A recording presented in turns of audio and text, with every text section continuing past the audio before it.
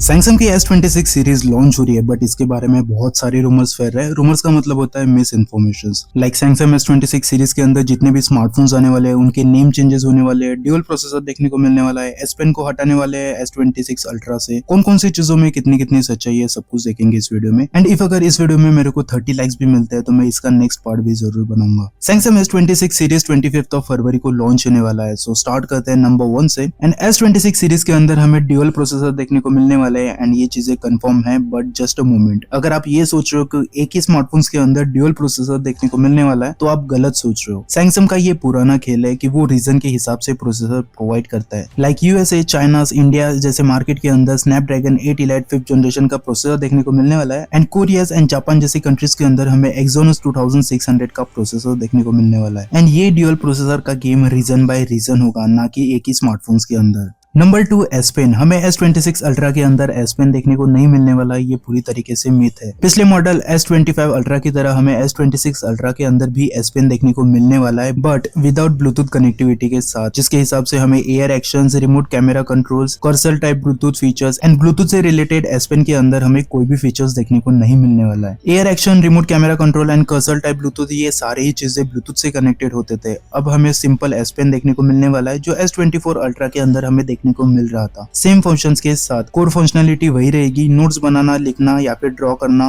Number 3, cameras. हमें S26 ultra के अंदर सेम ही कैमरास देखने को मिलने वाला है जो S25 अल्ट्रा के अंदर दिया गया था, तो ये पूरी तरीके से मिथ है। कैमरास के अंदर भी हमें अच्छे खासे चेंजेस देखने को मिलते हैं। अब इंडिविजुअल कैमरास रिंग्स के बजाय हमें 3 कैमरास को सिंगल वर्टिकल पिल शेप कैमरा आइसलैंड देखने को मिलेगा, जैसे गैलेक्सी Z Fold 7 के अंदर देखने को मिल रहा था। उसी के अलावा अल्ट्रा वाइड लेंसेज हमें 12 मेगापिक्सल का देखने को मिल रहा था, लेकिन अब हमें 50 मेगापिक्सल का देखने को मिल रहा है, जिसके हिसाब से हमें लैंडस्केप एंड आर्किटेक्चरल फोटोज में और भी ज्यादा डिटेल देखने को मिलेगी। 200 मेगापिक्सल्स का जो मेन सेंसर्स है, इसके अंदर हमें हार्डवेयर अपग्रेड देखने को मिलने वाला है। S25 अल्ट्रा के अंदर हमें 1.7 अपर्चर देखने को मिल रहा था, लेकिन S26 अल्ट्रा के अंदर हमें 1.4 अपर्चर देखने को मिलने वाला है। एंड 50 मेगापिक्सल का पेरिस्कोपिक लेंस प्रोवाइड किया गया है, जिसके हिसाब से 5x ऑप्टिकल जूम्स तक ये प्रोवाइड कर सकता है। 10 मेगापिक्सल से अपग्रेड होकर ये सीधा 50 मेगापिक्सल तक देखने को मिलेगा। AI एंड सॉफ्टवेयर प्रोसेसिंग के अंदर भी काफी ज्यादा फोकस किया गया है, जिसके हेल्प से हमें स्किन टोन और भी ज्यादा एक्यूरेट देखने को मिलेगी।